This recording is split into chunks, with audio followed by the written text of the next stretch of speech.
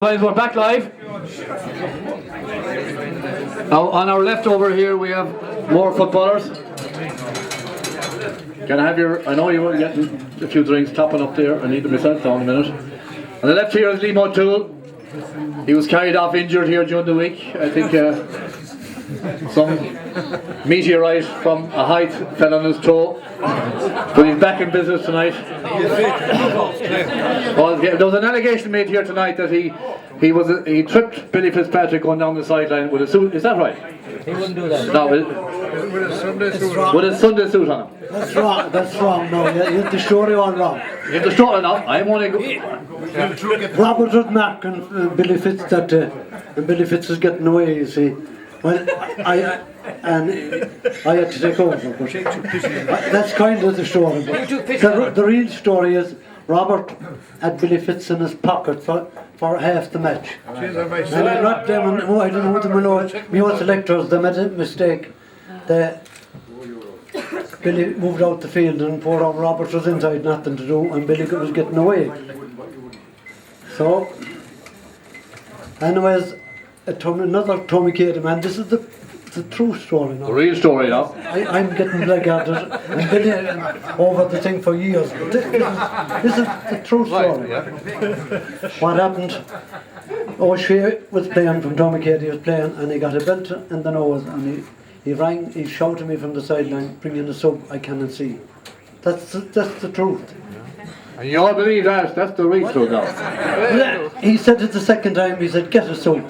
And I was so excited about the match. And I said that, well, Billy and Fitz, if I had it figured out if I was on him, I might send it. But I got all excited, and the subs are all the other side of the field. That's just true. And I looked to see how they shoes, and actually made a dive out in the field now, they brought. But it fashioned a trip, I gave him a shoulder, I upended him. I thought it was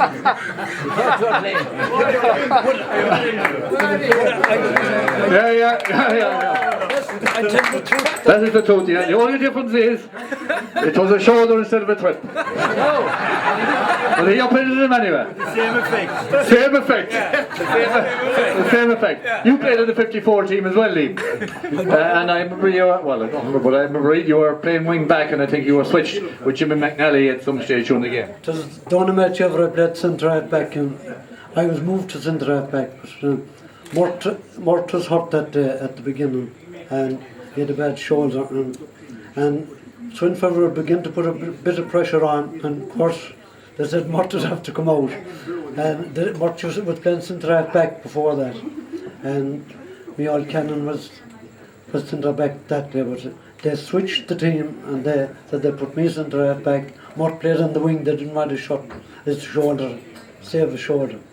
And he played well when he came on too, even though he was hurt. But that's how I got centre half back. How did you feel, Liam? I didn't ask anybody this question yet tonight. How did you feel when you heard that Swinford had objected and they wouldn't agree to a replay? They wanted to claim the match. Oh, it felt rotten. It vexed. We never. I know that the people know that Swinford never took that cup. We got the cup that day, and Ballintubber held it for the year. That's the truth. Here. Yeah, Ballintubber were the county champions. Michael Joe, down there, Paddy. And along with that, some of the Swinford people I met, I went to England playing football the year after. Right? I left and went to England for a couple of years. And I met a Swinford man beyond, and he said some of them never took the medals. That Ballintubber should have got that match. Well, as J.K. Burton said to us back in Eddie Welch's cottage 10 years ago, I still remember his words. He said, Ballintubber won that match on the field. He says, they won the medals at the table. So that's Ballintubber are county champions for 54. There's one other thing I just want to say when Paddy is here. There was a Swinford man going through for a goal in the first half, and I think he was a guard, he played junior anyway, but I know Paddy was full back.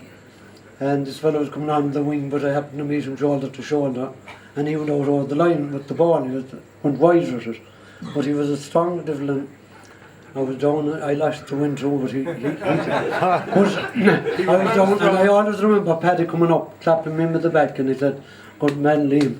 And that was worth, I was up, I wouldn't give to say that, but I was one with what I should. But, and I think the youth, that should be done when the youth are playing out, to give them a bit of, it's great to see senior. Help them up a small bit. No, just say it. But it gives you courage, like if you see someone coming, giving you a clap from the back.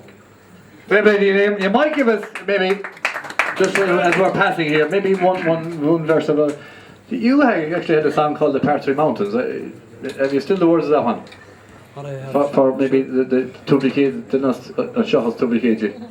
I'm sure half of here, Alan is half, is way back, and the Prendergast came from Tourmakeedy, and who else came from Tourmakeedy? The Meanans came from Tourmakeedy.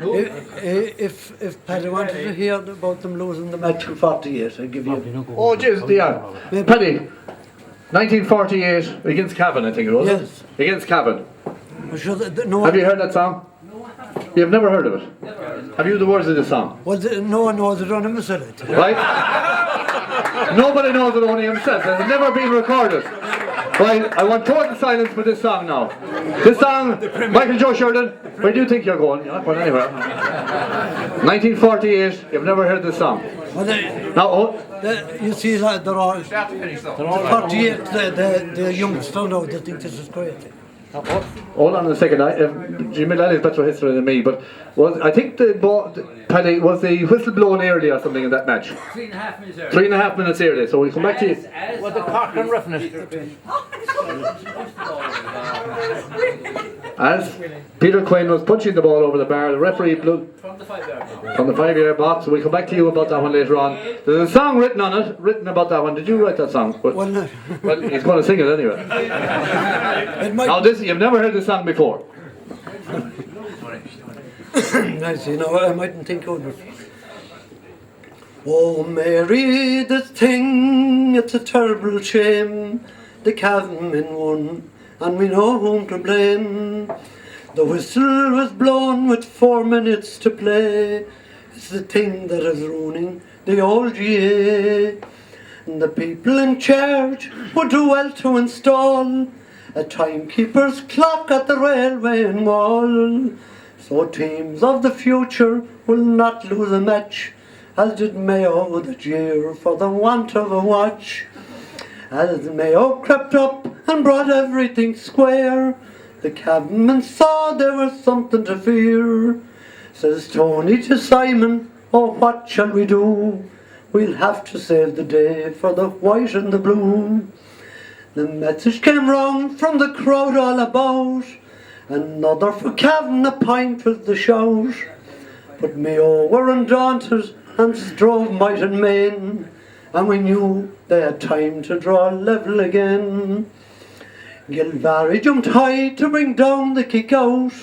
We saw a score coming and were ready to shout, but our hopes were all shattered before we could cheer, for next moment the whistle was blown loud and clear. The referee reached a hand and he called for the ball. 60,000 spectators were stunned, one and all. But the West's not asleep, and between me and you, they hope to meet someone and give him his due. Now please tell the GA while they're still in the dough, get that grandfather clock for the sake of Mayo. And when they return next year to Croke Park, again tell my old grandpa when to be on the mark. A word now for Cavan, to whom we wish well, but open our wishes, their heads will not swell. The way to play football is keep on your feet. You'll have time enough after to sit on your seat. Don't lie down for the last 5 minutes trying to waste time. No, you never heard that one before. You never heard it? No. That's history. Yeah? He's recording it for you. What you'd expect is right, yeah? We move along here now to the Dunamunda's most famous son, Pat Heenan, the one and only. You were with us 10 years ago, Pat, over in Where was it? Paddy was there the same day, over the Squealing Pig, I think. Oh yeah, it was, that's right. You remember that? I remember that, yeah. I do. Tell us a little bit about your early days at Ballintubber, Pat. Well, I'm actually in Ball Parish. So Don't be saying that!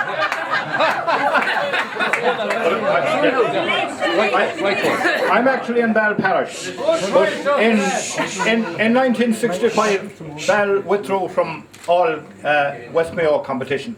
So myself and Michael O'Malley, the Termacadam man in Castlebar, and my good friend the late Paddy Deasy, we played with Ballintubber juniors that year.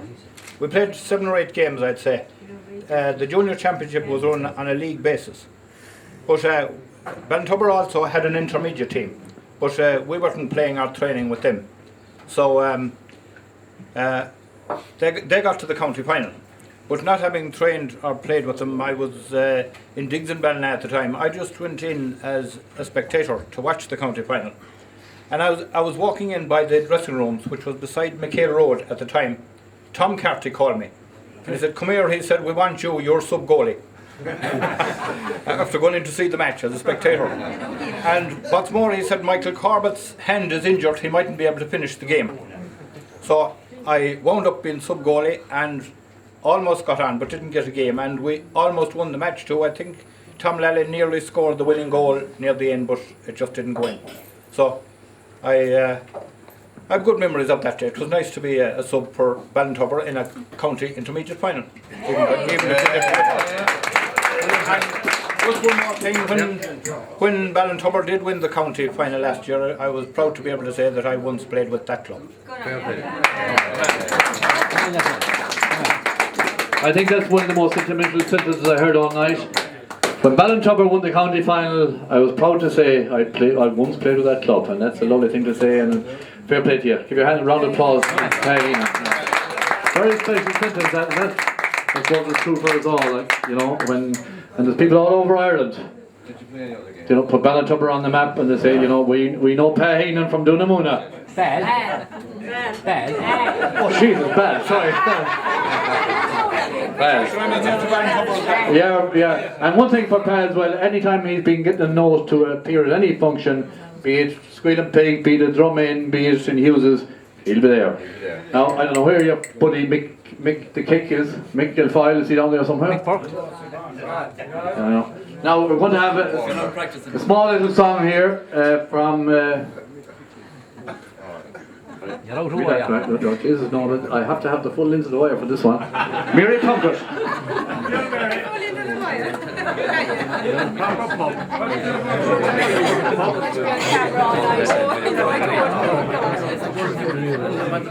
Jackie, I might detail, but I forget the words tonight.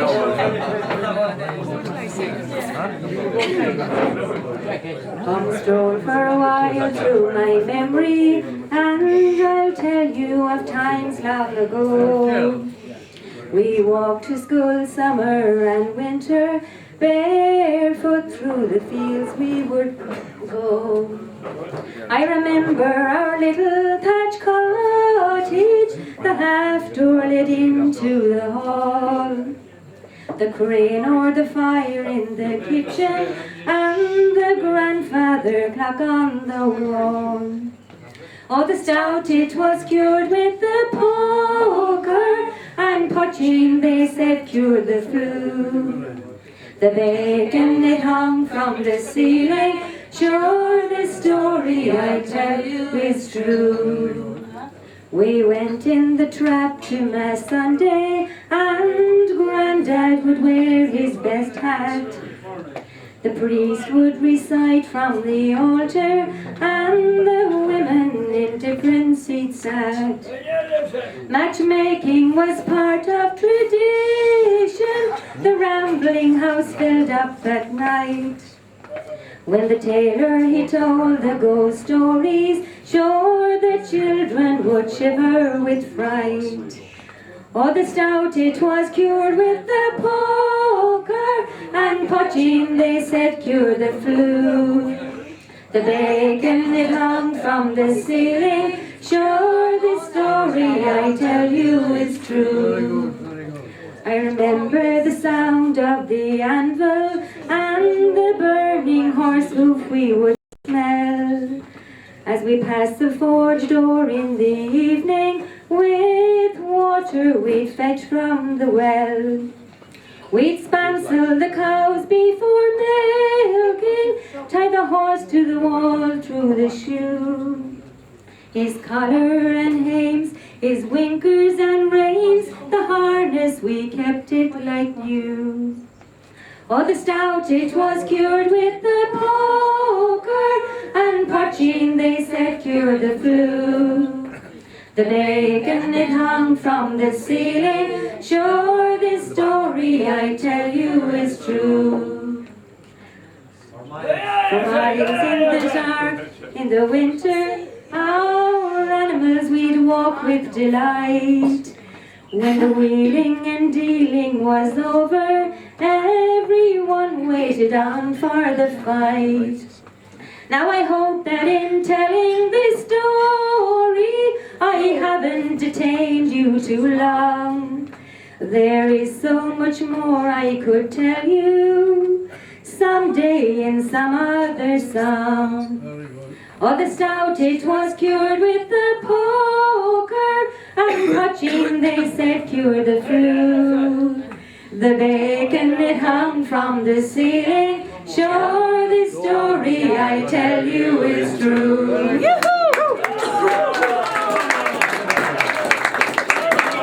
No, Husband, follow that one. Follow that. You won't follow that one.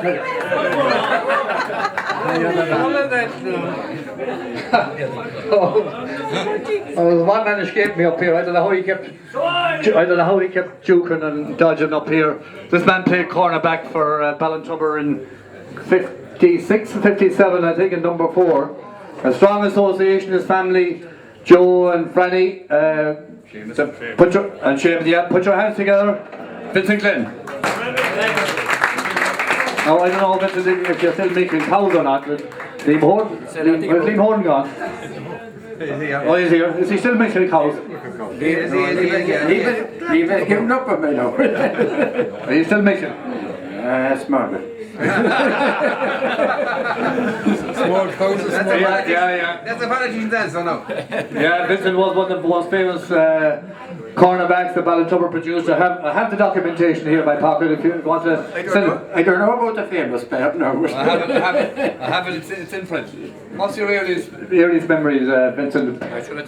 Did you play with Ballyglass first, or did you come to Ballintubber in the early 50s? Or Ballintubber, 55, 56, 57, around there. you missed out on the 54 success. Were you squeezed in between 54 and 1960? I was too young in 54. And too old in 1960. Who did you play with in the early in 55 and 56? Well, I played one day that I remember beside Paddy here. That's my biggest achievement in football. Can you remember anything about that match or where it was played? It was played in Paddy Matsfield. Paddy Matsfield, and I bet you were covering for him for most of the game. I was indeed. That's how he made his name. What did this victory mean for you, this famous victory last year, Vincent? You were there, I'm sure you've been enjoying all the celebrations. Oh, yeah. Oh, it meant a lot. It meant an awful lot to me. To everyone, I think. Vincent Glenn, the dancing other for Vincent, yeah. Thank you, Vincent. Famous cornerback. Down to, we missed out on Sean South. Hold on a second now. Sean South.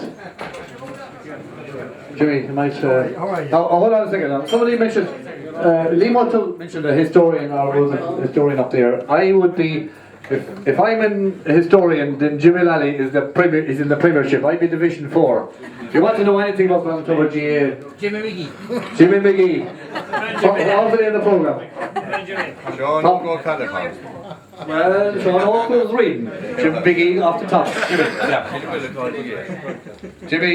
Jimmy, I'd say, I don't know how many, back in many years, you could count on one hand the number of games that Jimmy misses. From under 8s, 10s, 12s, every game you could be roped in for umpire, linesman, well not so much linesman, umpire, but certainly historian. Jimmy, It's over to you. Well, if you want to, I'm sure you have more memories. Well, you should have anyway. You're about 25 years older than me. You have more memories. And if you get stuck, sing Sean South. You know, I don't know what I'm going to say there. So, I suppose my memories of Ballintubber was go back a long time ago in the 1960. At the back of the goal, kicking out the ball for the likes of Mort, Liam Toole. I was only 3 or 4 at the time, like, you know. Big lad for your age, big lad. I was a big lad for me, right. But I suppose growing up in Ballintubber at the time, we looked up to the likes of Bray and Mort, Liam Toole, all those players. We just wanted to emulate them and go on and play for Ballintubber. We went to the matches from, I suppose, when I was 8 or 9 years old, and went back to the West Junior. West Junior was the big thing that time. And if we got to the West semi-final, we were all back in Westport. That's where it was played. And we're at the back of the goal, kicking out the ball. And some of the highlights at that time were some people on the sideline, fighting on the sideline. It was amazing to see it. Supporters fighting on the sideline. And I never will forget those. I think in 1960, Mike McHugh, the North Mercer, was beside me. I was the only young lady at the time. When the game was over, Mike McHugh ran on the field. Threw his coat up in the air and ran onto the field. And remember Dick Feeney was another man that anytime you met him he was always talking about football.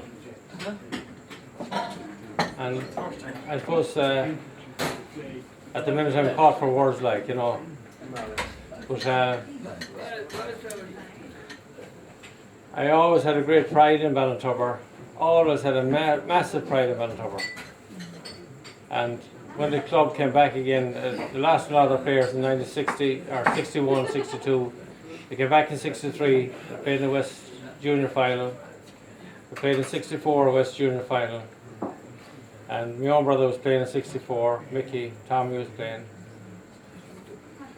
65, we went down to play in the county intermediate final. And it was heartbreaking to see that day in McHale Park. Gallimore beaten us by 1 point. Absolutely heartbreaking.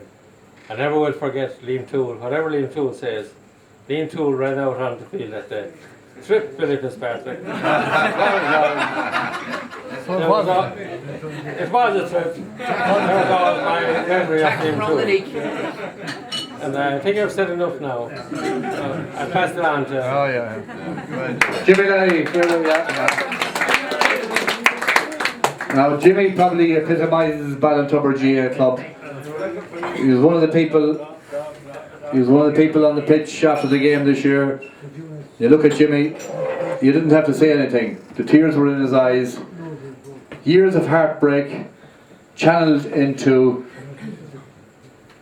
15 minutes probably of unbridled joy, and no words. Because nobody spoke. You couldn't speak. Jimmy has watched all these young lads grown up the years from under 8s, 10s, 12s, 14s, and here we are, Montclair Cup. It's sitting right over there. And how much, you know, what would you give to hoist that cup? And I suppose under the, you know, the emotion of the county final after having, you know, the loss of Ger, and I suppose before that, you know, the likes of Tom Early, Father Mickey, all, you know, you could go back to Tommy Ludden, Paddy Riley, loads and loads of people that would give so much. Now it was for them that we cried, you know, not so much. What's hurting for the win? Not for me anyway, not for Jimmy, I'm sure, or Tommy, or Patsy, or Robert, or all the people that were here. It was for the Tommy Coon that had gone before that. It was all the people that had, you know, that would just missed out on that, and what they would have given, and what we would have given to have them there. But, you know, it was emotional, and you know, as I said, the present players have no idea. They have no idea what it means. But hopefully, you know, it'll be a bit easier next year, and we will we'll enjoy second success. Friday, you know, we just might move over to you for maybe. Oh, you didn't play football, so we're down to plan B, so Friday. Wash the jerseys. Wash the jerseys,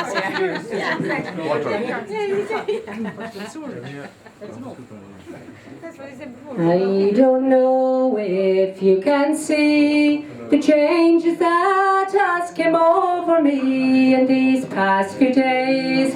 I've been afraid that I might drift away.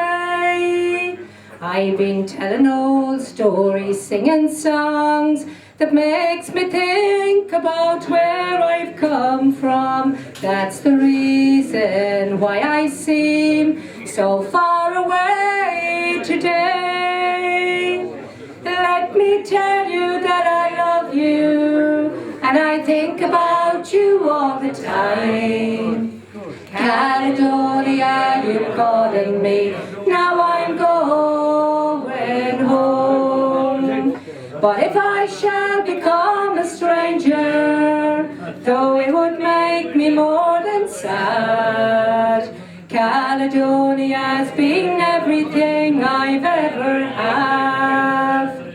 I've been moving, I kept on moving, proved the points that I needed proven, lost some friends that I needed losing, from others' arms away. I've kissed some fellows and made them sigh, stole a green just with no denial. I've travelled hard and times with conscience flying, somewhere with the wind. Let me tell you that I love you, and I think about you all the time. Caledonia, you're calling me, now I'm going home. But if I shall become a stranger, though it would make me more than sad, Caledonia's been everything I've ever had. I'm sitting here before the fire, the empty room of all its quiet. The flames of cool can't get any higher. They've weathered now, they've gone. I'm steady thinking my way's clear, but I don't know what I'm doing tomorrow. My hands are shaking, the kiss is flown, that I might disappear. Let me tell you that I love you, and I think about you all the time. Caledonia, you're calling me, now I'm going home. But if I shall become a stranger, though it would make me more than sad, Caledonia's been everything I've ever had. Caledonia's been everything I've ever had.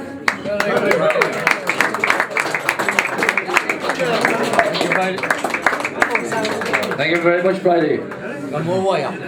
More, yeah. Let me down there.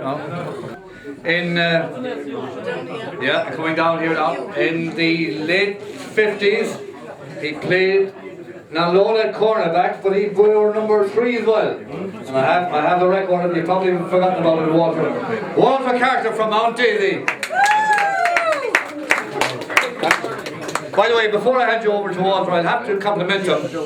Any function that Ballintubber ever organises and send them notice, Walter will be there. I've seen him at Ballintubber Lotto as well, up in Harrington with his family, and it's lovely to see you. I know your son Walter as well, and your grandson plays a bit of soccer, and all about your history. What can I say? It was nice to Uptight, okay, fine. it was nice to get to play with Ballintubber. When you get the letter for to be there on Sunday, you feel very proud of it. And you know, Then he's been playing, and got me good to Tom Carty down the sideline, and he'd roar you on. You know, you had to play when Tom shouted. So I didn't play from the mid 50s until the 60s. I didn't play much after that. So Keep going. Yeah, no. You get out the game when you're at your prime. At your prime, you give it up. Sure, I moved and I went to the enemy, which was not enough to do. You went to where? Newport. Hold on a second. There's a Newport man over. You mean to tell me that you... I never played with him. Oh, you never thought, yeah, he's got a reprieve. He went to Newport, but he never played with them. Mount Daisy. And where are you from? Mount Daisy. Oh, and What to get to Mount Daisy? did you finish your football career? Exactly. I did. You finished off with, and why did you put him into his career? Because he came and married me. And why didn't you let him play football afterwards? I wouldn't, he never stopped. Well, he stopped though. He had no time for it after that. He had no time for it after that, alright? He married her, he had no time for football after that. Alright? What can we say? Not a lot. No. Rita Lester, sorry Rita, we passed you by there early on. You might give us an hour on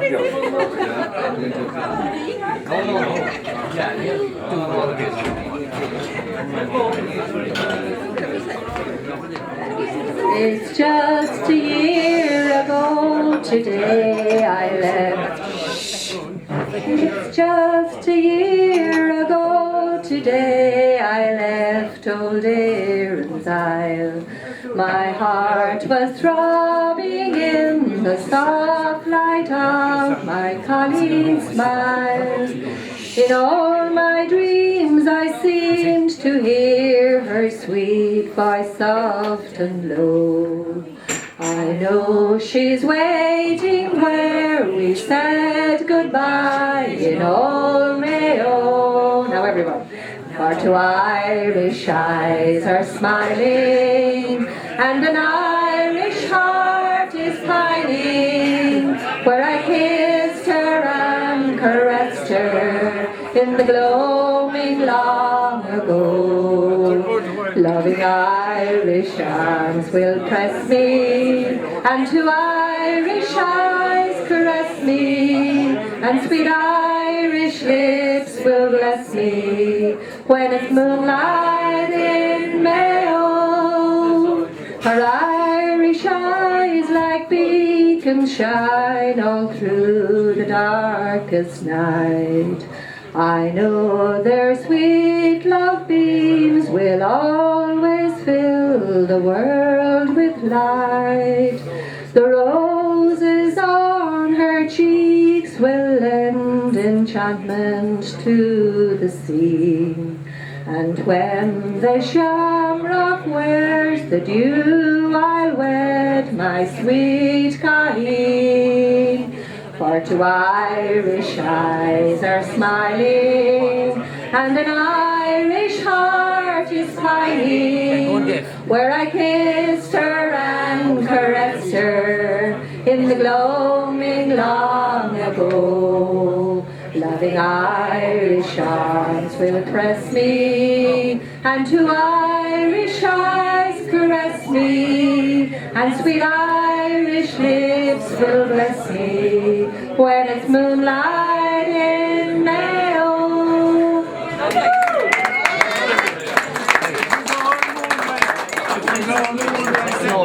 One of the club, Joe, in the 1950s. Now, you'll be quiet. They're outnumbered here tonight. I'm with the girls over here now. We'll back off. Joe Lester, former chairman of the club. Well, I definitely didn't play for Ballintubber. I played for Mayo Abbey a little while. No, my first memories of football was we'd leave the school in Ballyglass, Mount Pleasant, and we'd head for the Turlock across the field, down across Langan's field and down by the quarry. And Padder Langan was our principal. And after about 3/4 of an hour, we got a good long playtime. father would blow the whistle up at the school. And you know the way now, we'd drag our legs up and I'd say it'd be 2 o'clock or more when we'd get back up. Other memories, most of us played in our bare feet, no boots, because we went to school in bare feet, a lot of us as well. Once the month of May came, we threw off the boots and we had to bear the stone bruises and everything else. Ray Prendergast was one of the people now, the late Ray from Ballyglass. Ray was very handy, and he had all sorts of side steps and necks, and probably the McIntyres were good, and Jimmy Murphy, of course, would have been a good footballer as well. We were kind of lost there in between. We were in Mayo Abbey Parish. There was no team in Mayo Abbey at the time. There was nothing going on there, and so we missed out in Ballintubber. But I do remember my cousin, the late Tim, coming back, a tidy footballer, and Martin Riley. They were both from Mayo Abbey. And of course there were a lot of other people then, Jimmy Murphy, Sean Malone, all those from Ballyglass, but they were in the parish. Well, yeah, that was later on, Paddy Burke. I nearly got killed on behalf of Ballintubber actually. Slaughtered, but on. It was a sports day in Ballyglass, and I had started teaching in Ballyglass at the time. And for whatever reason, Brafey and Ballintubber were playing, I think it was a league game or something. And just because I was who I was, they thought I knew it all, and they put me in doing umpire. And there was a controversial goal or something, I waved it wide or something anyway, and I saw this little white-head bull coming towards me. Vincent Jordan from Brafey. He was going to kill me. This was a new experience for me. But luckily, I had gone to school with Jack Sheridan, and Jack stepped in and he said, hold it, hold it, hold it. That was it. I got an awful fright. I remember going to Mattatons Field, now that I remember it, to see Ballintubber playing. I remember there was a Welshman playing at the time, I think Tim was playing as well, and I was kind of amazed, you know, it was a strange kind of a field. It was kind of, there was a hill and there was bumps and hollows. Of course, I remember as well, I was involved in Ballyglass Sports Club. I remember the great 7-a-sides we'd have there after the sports. And very often, poor Tim, the late Tim, would be refereeing it, or Paddy Joe Murphy, or maybe Sean Malone. And they used to go on till 10 o'clock or half 10 at night. And some of the boys would have gone up to Butler's for a drink, and they would have a dance in Glencara first of all, and the next night, the bank holiday, we'd have a dance in Bell Hall. They were great times. What else do I remember? Later on, Paddy Joe Murphy and myself, we used to organise tournaments for the school tournaments. We used to have Killawalla, Ballintubber, Clogher, Carnacon, Ballyglass, Mayo Abbey, Ball. And we'd run tournaments. Paddy Joe would be the ref, and I remember Tom Carty coming over and kids hanging out at the booth and everything else. And I remember the Welches now were some of those people. And also Eddie Welch, of course, in his Volkswagen van, he'd have it loaded from Killawalla. And Johnny McGean was playing at that time, the Welsh lads, as I say. Johnny was always a handful. We always found it hard to mark him, or he was handy. And we also used to run a tournament for the minors, and Paddy Burke, all the Burke lads played, T.J. Kilgallen, a lot of very famous players afterwards. And so these are some of the good memories. And later on then, you know, when I used to bring the lads down to the Turlock myself, and I sent one fellow to the line one day, alright, because he kicked out to somebody, that was all. But we had great times, I enjoyed it, and I was always very aware of Ballintubber, and luckily we married across the road into Ballintubber, and I have to say it has been a pleasure being involved. And you know, from when Isa started, the treatment and the people that were in charge of those teams, they were absolutely brilliant, and we have the highest respect for them, and we're delighted, you know, they were always treated very fairly and with great dignity and everything else. And I always admired the dedication that all of these lads, like Jimmy Lally and Sean Halloran and Jackie Heen and all these other people that I won't name, have Johnny Larkin's, right? Yeah. And Tony O'Connor, and they have been absolutely brilliant and great people to know and a joy to work with. Thanks, Joe. Thank you. Thank you very much, Joe, and again, thanks for your loyal service to the club during your term as chairmanship. There's a young fellow over there, we missed him actually, but he captained Ballintubber to a county title as well. The year was, I'm sure it must be 40 years, well, it might be 40, but it was 21 years ago. 21 years ago, John Horn, you captained Ballintubber to a county title. Intermediate title, 1990 versus Kilchama, went miserable day, 8 points to 6, John, playing midfield. Tell us about it. Tell us about it. I suppose it was a great honour to be captain at that time. We had played a previous final in '87, so it was, I suppose, an experience for me. I was only quite young at the time. I remember playing with Joe Glynn midfield, Johnny Concannon, Johnny McGinn, the great Jerry Dillon. Got sent off, didn't go off, came on again. A lot of great memories. Particularly, I remember the day was extremely cold and wet. Kilchama were hot favourites. Had, from what I can remember, the hotel and the celebrations, everything booked for afterwards. And a very good friend of mine, Martin Byrne, was playing midfield, who I subsequently played rugby with for Ballina. And I have great delight in slagging him every time I meet him that we bet them. But I suppose that for me, that was the start of a long career with Ballintubber.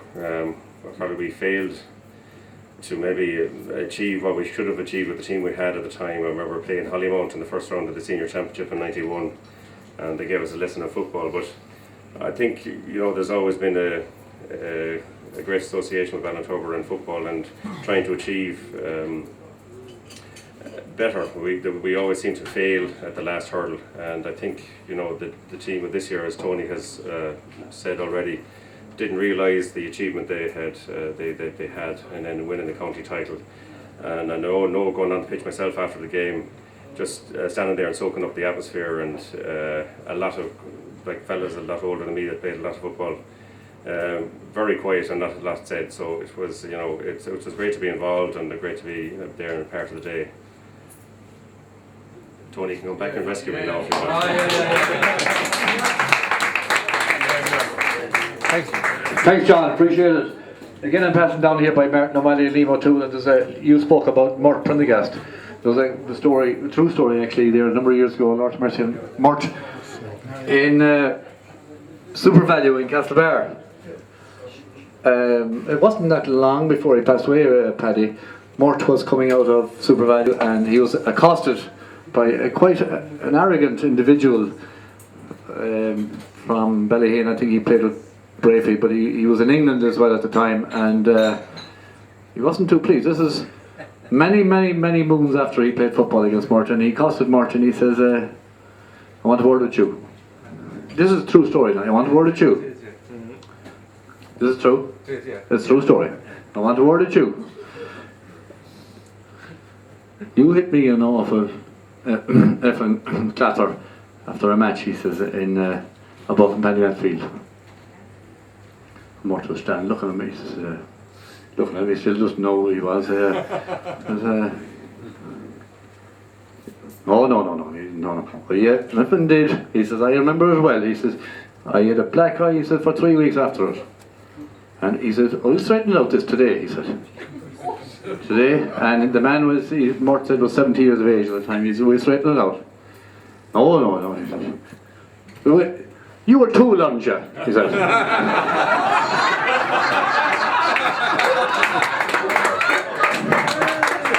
Mort told me himself, he knew, I better not name his name, but he was from Ballihane, playing Bravey. He says, Mort, word to him, he says, you were a pup then, and you're still a pup. You know who I'm talking about. We better not name names because there's was a character gone home. Now we're moving over this way here. We're nearly finished. You made money in Galway. You better keep quiet now tonight. You won't reach there. What month is it? Is it May, is it? October. I'll tell you what, today was one fine day, I tell you, in the month of May. Is there a fancy hills here, is there? Hey, perfect. Not put in the wire. You're not going to interview.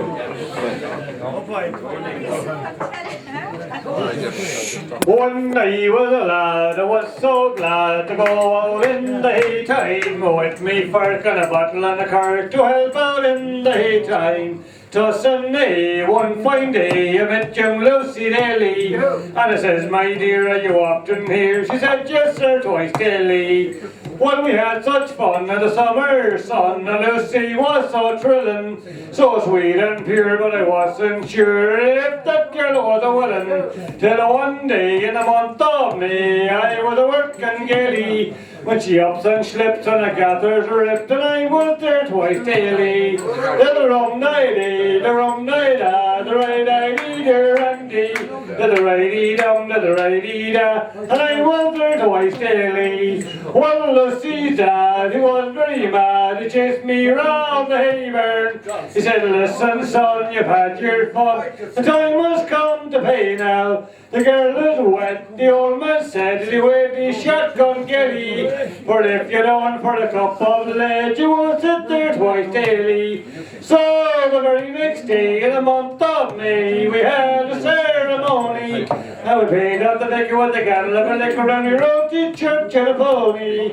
To Lucy's joy, we had a boy, was a little darling, round and fat like a Cheshire cat, and pretty as a darling. Well, now we're all the stories told, 40 years together, though we often go very long the hay in the old time summer weather. What could we've got 10 or more, we go on twice daily, though I'm old and grey and I got my way, 40 years together. Thank you. Well, Frank.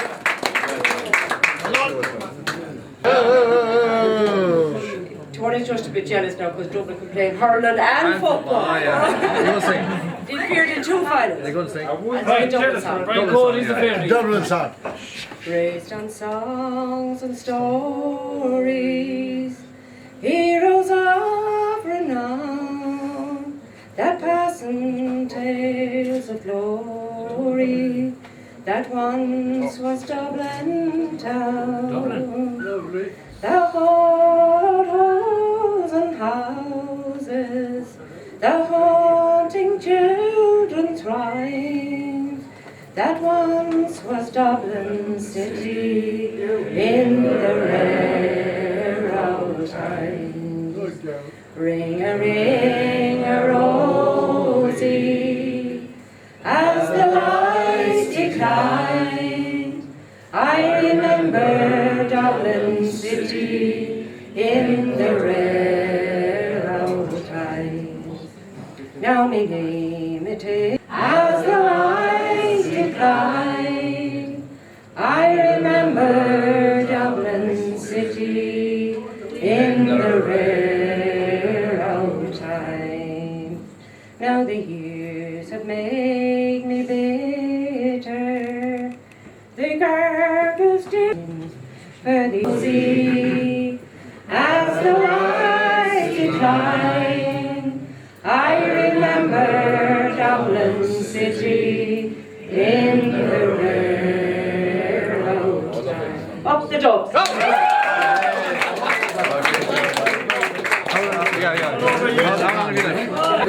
There's just before we come to the last item of the night, Tony will go down and talk to Paddy in the corner there. Paddy was a total icon of Ballintubber football, indeed of Mayo football. Tony will conduct an interview there in the next few minutes. It befalls to me to thank you all for your presence here tonight. Very, very important that this was done. I spoke earlier about the importance of tradition and the importance of the elders of the parish, and I would include myself in that at this stage. it's very, very important that the leadership is given and that the example is there and that we hand on what we knew and what we loved to the new generation. I think we have done that. I think we've done that. And I think Tony tonight and Tommy there with that camera, which I detest, have done a wonderful job and captured some wonderful, wonderful footage. And tonight it mightn't mean so much, and in 5 years it might not mean so much, but in 20 or 30 or 40 years it's going to mean an awful, awful lot to a lot of people. We'll be here, we'll be here, we'll be here, we'll be here. I think we'll be either in Ballintubber or Burris Carroll, Kilwalla Cemeteries, pushing up daisies. It doesn't actually matter too much.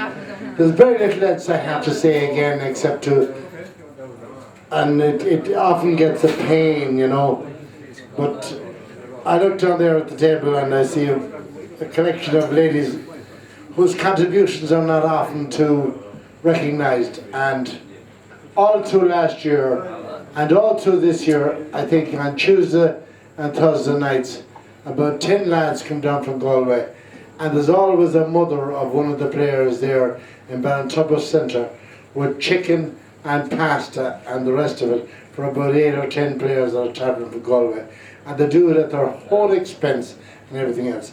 And I think that's an absolutely wonderful thing. And I think the ladies that supplied the chicken and pasta for the last year probably had more of a hand in winning that county title than anyone else.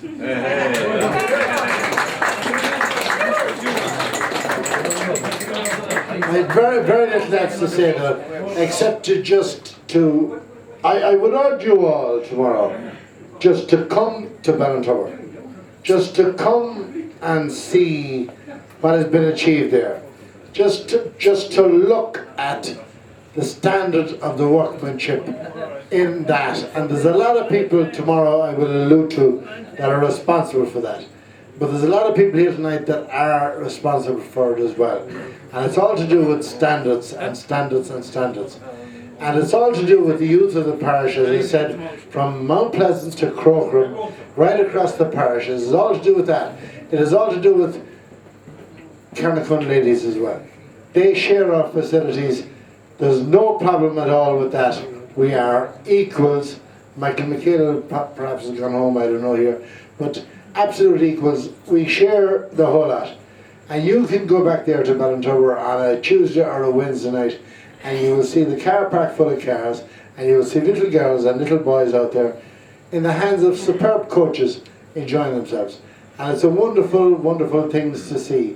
I think Pierce Joe, if you could help me with this, wrote a little few lines on that. Pierce wrote something about that and he was gone, I can't recall it. Sorry about that, but something about little children in fields. Playing barefoot on the streets of Connacht. Little children barefoot in the streets of Connacht. And little children, you know, with football boots and the Gaelic pitches of Connacht are equally special in the hands of good, decent, caring people. And I think that's a wonderful, wonderful thing. And I think that's something special about Gaelic football that you will not find in other codes.